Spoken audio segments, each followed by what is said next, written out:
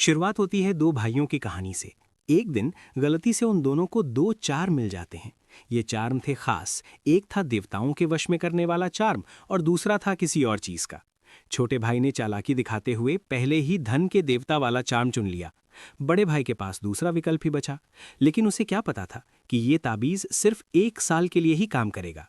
1 साल की विलासिता भरी जिंदगी ने छोटे भाई को जल्द ही कंगाल बना दिया, जबकि बड़ा भाई लगातार मेहनत से पढ़ाई करता रहा, क्योंकि मेहनत से सीखी हुई चीज कभी एक्सपायर नहीं होती। फिर हमें अगला सीन दिखाया जाता है। बड़े भाई ने national science and technology award जीत लिया था और बिजनेस जीनियस के साथ मिलकर शिनवा ग्रुप बनाया। वो 100 बिलियन से ज्यादा की नेटवर्थ के साथ सबसे अमीर इंसान बन गया। लेकिन उसके छोटे भाई को यह बर्दाश्त नहीं हुआ। एक फैमिली गैदरिंग में अचानक बड़ा भाई ठोकर खाकर सीढ़ियों से नीचे गिर जाता है, और जब उसे नई जिंदगी मिलती है तो वो रीबॉर्न होता है उस समय से ठीक 1 हफ्ता पहले, जब उसे वो चार्म मिलने वाला था। और तब उसे पता चलता है कि उसका छोटा भाई भी रीबॉर्न हो चुका है। पिछली जिंदगी में छोटा भाई देवता वाला चार्म लेने के लिए लपका था, पर इस बार बड़ा भाई बस हंस देता है। वो सोचता है, मुझे पढ़ना पसंद है, देवता का वरदान हो तो और भी अच्छा। और फिर वो खुशी खुशी उस चार्म को स्वीकार कर लेता है। इत्तेफाक की बात, इस जिंदगी में बड़े भाई की बारी थी मेंटल बनने की। वो कॉलेज एंट्रेंस एग्जाम में टॉपर बनता है, क्विंगहुआ में एडमिशन लेता है और दुनिया का मशहूर साइंटिस्ट बन जाता है। वो कहता है, बस 1 साल रुको, फिर तुम्हारा पावर पॉइंट गिर जाएगा। और ये कहते हुए वो मुस्कुराते हुए अपने भाई की तरफ देखता है। छोटा भाई जवाब देता है, तो फिर भाई तुम्हारे उज्जवल भविष्य की शुभकामनाएं। अब जब बड़े भाई को धन के देवता का वरदान मिल जाता है तो वो अपनी जेब में बचे हुए आखिरी 50 युआन लेकर लॉटरी स्टेशन पहुंचता है। वो 20 युआन खर्च करके 10 स्क्रैच टिकट खरीदता है। जैकपॉट तो नहीं लगता, लेकिन उसे 50 युआन का इनाम मिल जाता है। फिर वो उन 50 युआन को लेकर अलग अलग लॉटरी स्टेशनों पर जाता है और 100 से ज्यादा बार डबल लॉटरी के टिकट खरीदता है, अलग अलग कैटेगरी के। और फिर चुपचाप रात के ड्रॉ का इंतजार करने लगता है। लॉटरी टिकट खरीदने के बाद वो मोबाइल, कंप्यूटर, हेडफोन और दूसरे डिवाइस खरीदता है जो उसके पास पहले नहीं थे। और हाँ, वो हुडी बॉटम फिशिंग का खाना भी खाता है, क्योंकि पिछली जिंदगी में वो पढ़ाई और रिसर्च में इतना खोया रहता था कि अक्सर खाना भूल जाता था। नतीजा, गैस्ट्राइटिस से कैंसर तक का सफर। उसके पास पूरी दुनिया के बेहतरीन खाने के पैसे थे, लेकिन पेट उसे एक कौर भी नहीं खाने देता था। इसलिए इस बार वो जमकर हॉट पॉटर कबाब खाता है। फिर वो 5 स्टार होटल का डबल रूम बुक करता है। पिछली जिंदगी में उसने अच्छी नींद के लिए 42 मिलियन युआन का सी सिल्क रैटन मैट्रेस खरीदा था, फिर भी अनिद्रा का शिकार था। वो स्लीपिंग पिल्स लेने से डरता था, क्योंकि डर था कि दिमाग सुस्त ना हो जाए। बस रात भर दर्द सहता रहता था, लेकिन अब आखिरकार उसे सोने का मौका मिलता है। और जब वो उठता है तो पता चलता है कि उसे 15 घंटे हो चुके हैं। वो फोन ऑन करता है और लॉटरी के नतीजे देखता है। ध्यान से कैलकुलेट करने पर पता चलता है कुल 1.5 मिलियन युआन जीते हैं। ये उसे अमीर तो नहीं बनाता, लेकिन अगर धन के देवता का वरदान ना होता तो शायद जिंदगी भर 10 युआन भी ना जीत पाता। वो तुरंत लॉटरी सेंटर जाकर पैसे लेता है। 20% टैक्स कटने के बाद उसके पास बचते हैं 1.2 मिलियन युआन। यहाँ पर नैरेटर थोड़ा रुकता है और बताता है, ये बड़ा भाई उस छोटे भाई की तरह नहीं है जो केवल पैसे उड़ाना जानता है, उसे कमाई नहीं आती। इसलिए जैसे ही चार्म खत्म होता है उसका सब कुछ ताश के पत्तों की तरह बिखर जाता है। लेकिन बड़े भाई ने पिछली जिंदगी में साइंटिफिक रिसर्च की है, कंपनी चलाई है, और जो भी ज्ञान उसने कड़ी मेहनत से हासिल किया है वो कभी नहीं छीना जा सकता। पैसा तो एक बाहरी चीज है, असली चीज है मेहनत से सीखी हुई स्किल्स। अब वो अपना कंप्यूटर खोलता है, सिक्योरिटीज अकाउंट रजिस्टर करता है और उन स्टॉक्स को ढूंढता है जो पिछली जिंदगी में लेजेंडरी रहे थे। Orient technology. अभी ये वेंचर स्टॉक अपने सबसे निचले भाव पर है, और उसकी मेमोरी के मुताबिक 1 हफ्ते में ये स्टॉक करंट से बढ़कर 300 रुपीस पर शेयर तक पहुंच जाएगा। वो सारे 1.2 मिलियन युआन इसी स्टॉक में लगा देता है और उम्मीद करता है कि उसे 300 गुना का रिटर्न मिलेगा। उधर दूसरी तरफ छोटा भाई देवताओं का वरदान ले चुका है। वो पिछली जिंदगी की तरह मेहनत से पढ़ाई नहीं करता। क्लास में या तो सोता है या मैगजीन पढ़ता है, होमवर्क कभी नहीं करता। जब टीचर उसे डांटती है तो वो बेशर्मी से कहता है, मैं जन्मजात जीनियस हूँ, मुझे ऐसे मेहनत करने की ज़रूरत नहीं है, एग्जाम में खुद देख लेना, मैं प्रोविंशियल टॉपर बन के दिखाऊंगा। टीचर उसे सपने देखने वाला समझकर इग्नोर कर देती है। लेकिन बड़ा भाई फिर भी मेहनत से पढ़ता है। वो पिछली जिंदगी में प्रोविंशियल टॉपर रहा था, पोस्ट डॉक्टरेट तक पढ़ा था, फिर भी वो कॉलेज एंट्रेंस एग्जाम को हल्के में नहीं लेता। पर इस जिंदगी में उसका लक्ष्य सिर्फ क्विंगहुआ नहीं है, वो वही रास्ता दोहराना नहीं चाहता। और सबसे बड़ी बात, वो इस बार लियू रुयान से नहीं मिलना चाहता। पिछली जिंदगी में वो टेक्नोलॉजी जीनियस था, वो बिजनेस जीनियस लड़की थी। दोनों की शादी परफेक्ट लगती थी, लेकिन हकीकत में हर कदम नंगे पैर चलने जैसा था, दर्द और खून से भरा, और मुस्कुराना पड़ता था। छोटा भाई देवताओं के वरदान की बदौलत पढ़ाई न करते हुए भी हर बार बड़े भाई से 1 नंबर ज़्यादा लाता है और स्कूल में पहले नंबर पर रहता है। सब उसकी तारीफ करते हैं, टीचर भी, क्लासमेट भी। उसकी नाक स्वर्ग को छूने लगती है। जब भी वो बड़े भाई को पढ़ते हुए देखता है तो चुटकी लेता है। चाहे कितनी भी मेहनत कर लो तो मुझसे तुलना नहीं कर सकते। मेरी सलाह ये है, पढ़ाई छोड़ो, धन के देवता वाला चाम लेकर लॉटरी निकालो, 1 साल मजे करो, फिर कंगाल हो जाना। बड़ा भाई उसे नज़रअंदाज करता है। उसके स्टॉक्स में 100 गुना इजाफा हो चुका है। उसके अकाउंट में 100 मिलियन से ज़्यादा पहुंच चुके हैं। उसे दिखावे में कोई दिलचस्पी नहीं। वो बस तीनों वक्त वही खाना खाना चाहता है जो उसे पसंद है और रात को अच्छी नींद लेना चाहता है। और लॉटरी वो दोबारा नहीं खरीदेगा, क्योंकि जीतने का मौका उसे दूसरे लॉटरी खरीदने वालों के लिए छोड़ना चाहिए। दिन गुजरते हैं, कॉलेज एंट्रेंस एग्जाम पास आता है। जब ओरिएंटल टेक्नोलॉजी 300 युआन प्रति शेयर पर पहुंचती है, वो जल्दी से सब बेच देता है। उसके अकाउंट में 400 मिलियन से ज़्यादा जमा हो चुके हैं। वो इसे बैठने नहीं देता। अपनी मेमोरी के आधार पर कई पोटेंशियल स्टॉक्स में निवेश कर देता है ताकि पैसा कमाता रहे। दूसरी तरफ छोटा भाई अपनी सुंदर शक्ल और जीनियस बॉय की छवि से मशहूर हो जाता है। अपने नॉलेज शेयरिंग से वो लगभग 2 मिलियन कमा लेता है। लेकिन पिछली जिंदगी का सबक वो नहीं सीखता। वो अपनी स्किल सुधारने के बारे में सोचता ही नहीं, बल्कि एक दिन वो बड़े भाई के कमरे में आता है, चेहरे पर कंपकपी, साथ में शरारती अंदाज, और कहता है, अंदाज़ा लगाओ कौन मिला मुझे।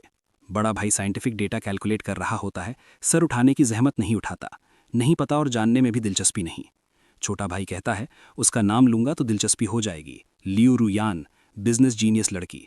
वो बड़े भाई की तरफ दिलचस्पी से देखता और कहता है, पिछली जिंदगी में जो तुम्हारा था अब मेरा होगा, मैं बहुत खुश हूँ। बड़ा भाई नाटक करता है कि वो नहीं समझा। पिछली जिंदगी?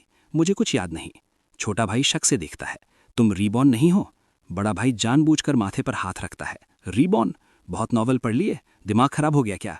छोटा भाई उसका हाथ झटक देता है, कंधे पर थपकी देता है और थोड़ा निराश होकर कहता है, कितना बोरिंग है। मैं चाहता था तुम देखो कैसे मैं पिछली जिंदगी में तुम्हारी हर चीज पर कब्जा करता हूँ, लियू रुयान सहित। खैर, इस जिंदगी में तुम मुझसे तुलना नहीं कर सकते। क्विंगुआ मेरा है, लियू रुयान मेरी है, 100 बिलियन का प्रेसिडेंट भी मेरा है। और तुम छोटे भाई, मैं दया करके सलाह देता हूँ, कुछ लॉटरी टिकट खरीद लो ताकि आगे भूखे न मरो।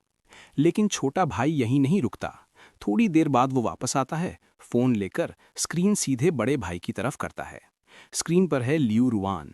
वो वीडियो कॉल पर कहती है, रुआन, ये मेरा भाई है। बड़ा भाई उसे देखकर अंदर ही अंदर झिझक महसूस करता है। फिर सोचता है, जैसी जिसकी मर्जी, जो कर रहा है अंजाम खुद भुगतेगा। छोटा भाई पूछता है, रुआन, तुम्हें मेरा भाई कैसा लगा? वो जवाब देती है, खास नहीं। छोटे भाई का चेहरा खिल उठता है। वो बड़े भाई को गर्व से देखता है और कहता है, सुन लिया, रुआन ने कहा खास नहीं। बड़ा भाई सिर हिलाता है, हाँ बिल्कुल खास नहीं। छोटा भाई थोड़ा निराश होता है, फिर वीडियो में कहता है, इतना सेल्फ अवेयरनेस तो है, पढ़ाई भी नहीं और लुक्स भी नहीं। सच में तुम मुझसे कम हो। दुनिया में कुछ ही जीनियस होते हैं और दोनों हम हैं। दुनिया हमारी होगी, उस वक्त मेरा भाई भी मेरे लिए काम करने लायक नहीं रहेगा। और फिर वो शैतानी हंसी हंसता है। बड़ा भाई मुस्कुराते हुए उसे बाहर धकेलता है और दरवाज़ा बंद कर लेता है ताकि दोबारा परेशान न करे। तभी अचानक उसके फ़ोन पर फ्रेंड वेरिफिकेशन का मैसेज आता है। परिचित आइकन और निकनेम देखकर उसका खून थम जाता है। लियू रुआन, उसने मुझे वीचैट पर कैसे ढूंढ लिया? उसने ये नया नंबर रीबॉर्न होने के बाद खरीदा था, न घर वालों को बताया न भाई को। फिर भी वो ढूंढ लाई। वो तुरंत रिक्वेस्ट रिजेक्ट करता है और ब्लॉक कर देता है। लेकिन कुछ ही देर में दूसरी रिक्वेस्ट आती है, भाई साहब नमस्ते, मैं लियू रुआन हूँ, आपके भाई की दोस्त। उसने वीचैट आईडी बदल दी थी। ये देखकर बड़े भाई का ब्लड प्रेशर और बढ़ जाता है। वो सोचता है, पिछली जिंदगी में उसने एक बार उसका वीचैट अकाउंट हैक करके देखा था और उसके तीनों खाने हिल गए थे। पूरी दुनिया में लोग कहते थे, बीवी बनाओ तो लियू रुआन जैसी बनाओ, और उसका पति होना किसी सपने जैसा था। लेकिन सच तो ये था कि लियू रुआन का पति होना सबसे बड़ा अभिशाप था। इतना दर्दनाक कि वो पूरी जिंदगी नहीं जीना चाहता था। उसके साथ कुछ भी रिश्ता नहीं चाहिए। इसलिए वो वीचैट से ही लॉग आउट कर देता है।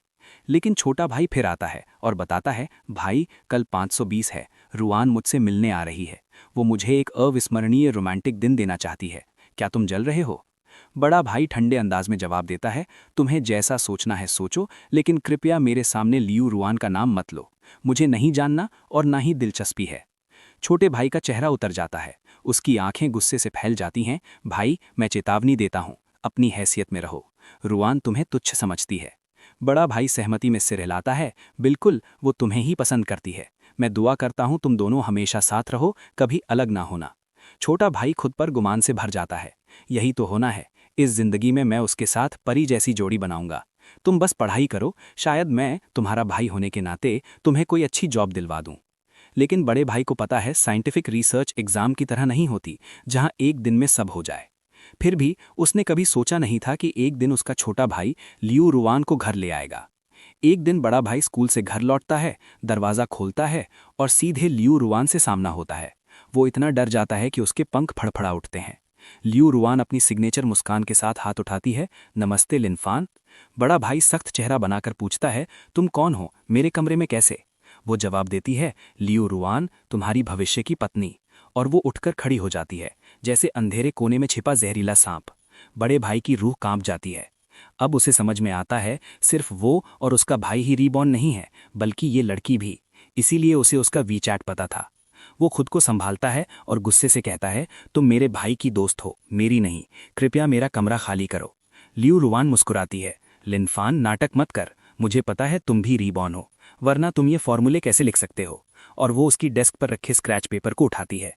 बड़े भाई का चेहरा पल भर के लिए स्थिर हो जाता है, लेकिन तुरंत शांत हो जाता है। वो सोचता है, ये तो कॉलेज लेवल का कैलकुलस है और वो आर्ट स्टूडेंट है। कॉलेज मैथ से दूर भागती है, उसे क्या पता ये कैलकुलस है या साइंटिफिक डेटा। तभी छोटा भाई वहां आ जाता है और गुस्से से चिल्लाता है, भाई तुम मेरे दोस्त के साथ ऐसा बर्ताव कैसे कर सकते हो? बड़ा भाई थप्पड़ लगाता है और कहता है, हर किसी को ये पसंद नहीं होता, अपने दोस्त को मेरे कमरे से बाहर ले जाओ। छोटा काला चेहरा लिए लियू रुआन को खींचता है और कहता है, रुआन, मेरा भाई अभी तक अंगूर खट्टे कर रहा है, इसे इग्नोर करो। जब लियू रुआन बड़े भाई के पास से गुजरती है तो वो दोनों जिंदगियों से अपनी थूक रोक के रखी हुई थी, अब निकाल ही देता है। छी, सिक। लियू रुआन चेहरे से थूक पोंछती है और गुस्से से चिल्लाती है, फिर भाई के साथ बाहर निकल जाती है। थोड़ी देर बाद छोटा भाई फिर से आता है, इस बार शो ऑफ करने के मूड में।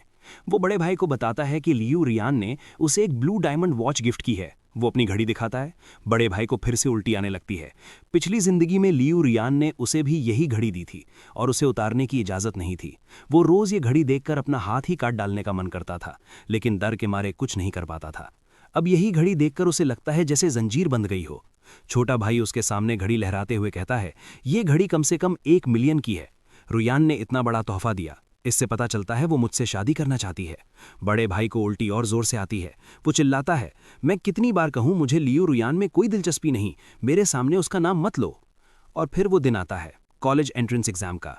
बड़ा भाई बिल्कुल आसानी से एग्जाम देता है। उसे पता है, भले प्रोविंशियल टॉपर ना मिले, टॉप 10 में तो होगा ही। छोटा भाई भी एग्जाम सेंटर से बाहर आता है पूरे कॉन्फिडेंस के साथ। रिपोर्टर उसे घेर लेते हैं, लिनजियाओ, इस एग्जाम में कितना कॉन्फिडेंस है? वो कहता है, अगर कुछ गड़बड़ ना हुई तो मैं प्रोविंशियल टॉपर रहूंगा, आखिर मैं जीनियस हूं।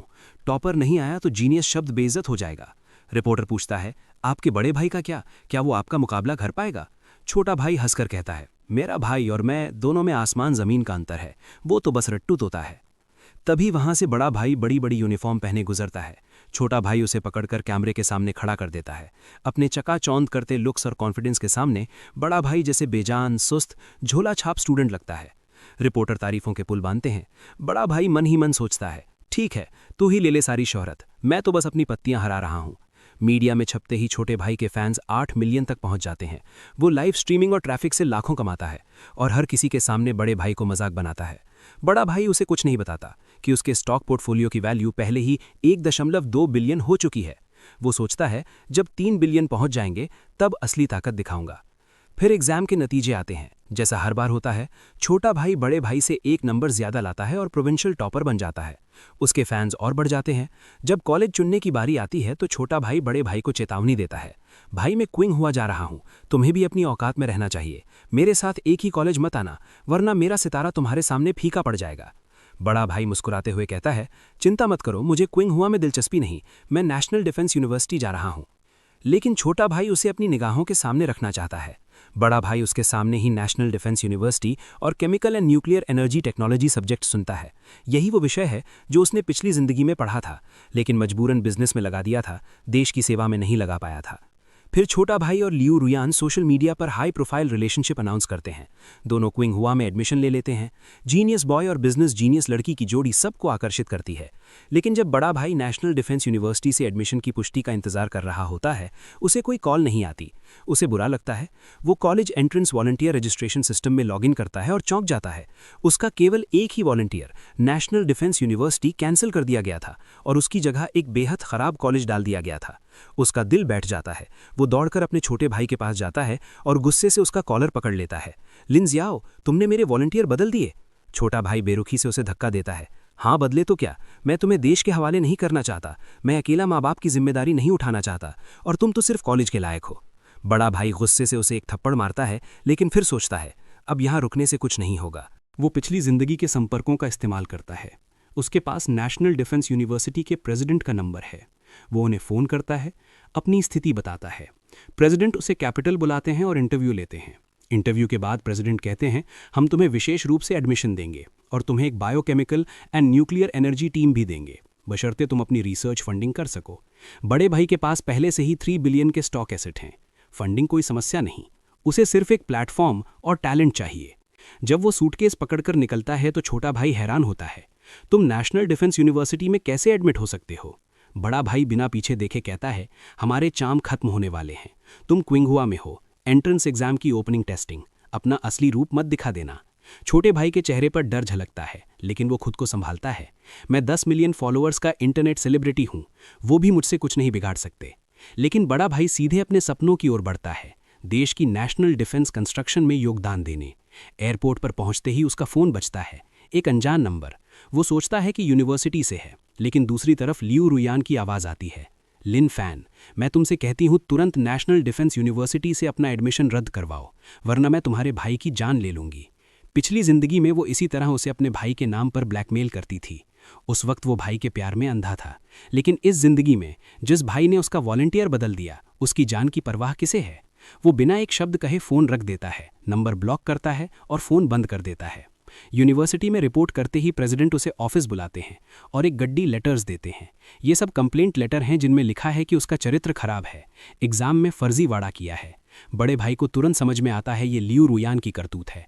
वो जानती है कि अगर वो नेशनल डिफेंस यूनिवर्सिटी में घुस गया, स्टेट प्रोटेक्शन वाला साइंटिस्ट बन गया, तो उसका कभी कंट्रोल नहीं कर सकेगी। बड़ा भाई प्रेसिडेंट से कहता है, प्रेसिडेंट साहब, मैं निर्दोष हूँ, आप मुझे परिवीक्षा पर रख सकते हैं।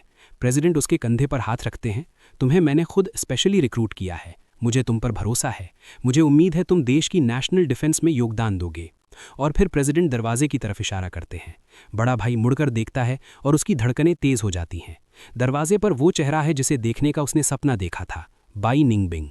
प्रेसिडेंट कहते हैं, ये तुम्हारी टीम में शामिल होना चाहती है, अगर तुम चाहो तो रख लो। बड़ा भाई उत्साह से सिर हिलाता है, उसकी खुशी का ठिकाना नहीं होता। वो नेशनल डिफेंस यूनिवर्सिटी में सिर्फ देश के लिए योगदान देने नहीं आया था, बल्कि बाई निंगबिंग के साथ काम करने, उसके साथ रहने के लिए भी आया था। बाई निंगबिंग हाथ बढ़ाती है, थैंक यू जूनियर लिन। बड़ा भाई घबराते हुए उसका हाथ थामता है, लेकिन जैसे ही वो हाथ खींचता है, वो उसकी कलाई पकड़ लेती है। उसकी आंखों में उत्तेजना और चमक है। लिन फैन, मैं तुम्हारा काफ़ी समय से इंतज़ार कर रही हूँ। बड़ा भाई सदमे में पूछता है, तुम मुझे जानती हो? वो गहराई से देखती है, मैं तुम्हें बहुत पहले से जानती हूँ, इतने लंबे समय से, जैसे एक जिंदगी बीत गई हो। बड़े भाई की आंखें थोड़ी नम हो जाती हैं। उसे समझ में आता है वो भी रीबॉर्न है। वो हमेशा सोचता था कि वो उसके लिए सिर्फ एक तरफा चाहत थी, लेकिन असल में वो भी उसी का इंतजार कर रही थी। वो धीरे से पूछता है, तो क्या मैं तुम्हें गले लगा सकता हूँ? बाई निंगबिंग अपनी बाहें खोल देती है और उसके सीने में समा जाती है। वो उसकी तेज़ धड़कनें महसूस करता है। ऐसा लगता है जैसे कोई सपना सच हो गया हो। बाई निंगबिंग और बड़ा भाई जल्द ही एक साइंटिफिक रिसर्च टीम बनाते हैं। दोनों पिछली जिंदगी की यादों के सहारे उन चीज़ों को पहले ही हासिल कर लेते हैं जो भविष्य में होनी थीं। अब वो एक युवा प्रतिभा है जिसे सरकारी साइंटिफिक फंड मिलता है और वो अपनी मर्जी से रिसर्च कर सकता है। उनकी हर प्रोजेक्ट दुनिया की अग्रणी साइंटिफिक रिसर्च हासिल करती है, देश की नेशनल डिफेंस स्ट्रेंथ को कई गुना बढ़ा देती है। अमेरिका जैसे देश ईर्ष्या से जलने लगते हैं, यहाँ तक कि अमेरिका की मिलिट्री उसके सिर का इनाम रखती है, लेकिन उसका असली चेहरा कोई नहीं जानता। जब वो नेशनल डिफेंस साइंटिफिक रिसर्च में एंट्री करता है तो वो लिन फैन नहीं रहता, वो वन कोड नेम बन जाता है। बाई निंगबिंग भी ऐसी ही है, वैज्ञानिक आत्मा और उसके साथ पूरी तरह से अनुकूल। दोनों काम करते हैं और प्यार करते हैं, प्यार करते हैं और काम करते हैं। जिससे प्यार हो उसके साथ जो करना पसंद हो वो करना, यही असली खुशी है। जहां तक लियू रुयान की बात है, वो काली रात का बुरा स्वप्न पूरी तरह से समाप्त हो चुका है। अब वो उसके किसी कंट्रोल में नहीं है। उसका भाई और वो कैसे हैं उसे कोई फर्क नहीं पड़ता। लेकिन वो दुनिया से बिल्कुल अलग नहीं होता। कभी कभी वो इंटरनेट पर उन दोनों की खबरें देखता है। इस जिंदगी में उसके बिना लियू रुयान कोई बड़ी बिजनेस टाइकून नहीं बन पाई। उसने एक कंपनी खोली, लेकिन 6 महीने में दिवालिया हो गई और चारों तरफ से फंडिंग जुटाने के चक्कर में वो 15 साल की सजा काटने जेल चली गई। और उसका छोटा भाई लिन श्याओ, जैसे ही देवताओं का वरदान खत्म हुआ, क्विंघुआ यूनिवर्सिटी में एंट्रेंस एग्जाम के दौरान चीटिंग पकड़ी गई और उसे निकाल दिया गया। जब वो लाइव स्ट्रीम करता था तो सबसे आसान प्राइमरी स्कूल के मैथ्स भी हल नहीं कर पाता था और जूनियर हाई इंग्लिश का एक पूरा पैराग्राफ नहीं पढ़ पाता था। उसका जीनियस बॉय का पूरा कैरेक्टर धराशायी हो गया। फैंस ने उसे छोड़ दिया और उसे इंटरनेट ब्लॉक कर दिया गया। बिल्कुल पिछली जिंदगी की तरह वो फिर से कंगाल हो गया और इस बार उसने स्किज़ोफ्रेनिया जैसी बीमारी पाल ली। लोग अक्सर उसकी हालत की तस्वीरें डालते हैं और वो पूछता है, मेरा भाई जो भी चुनता है वो क्यों उड़ान भरता है और मैं जो भी चुनता हूँ वो बदनसीबी क्यों लाता है। कोई राहगीर उसे जवाब नहीं देता, लेकिन बड़ा भाई उसे जवाब देना चाहता है, तुम जो भी चुनते हो उससे कोई फर्क नहीं पड़ता। असली चीज़ है मेहनत, सिर्फ मेहनत, और मेहनत से जो मिलता है वो कभी खत्म नहीं होता।